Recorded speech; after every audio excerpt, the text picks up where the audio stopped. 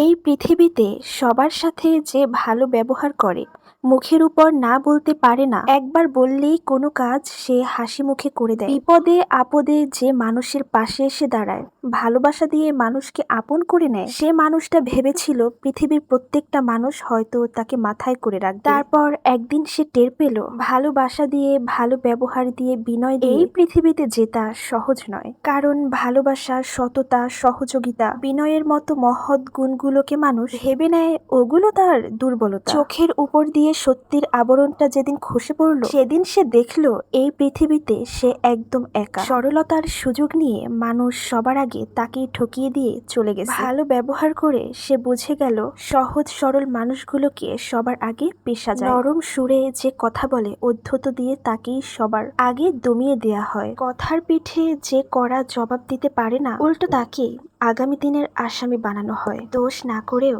দোষী হতে হয় তাকে। ভালো মানুষের পৃথিবীটা বড্ড কঠিন।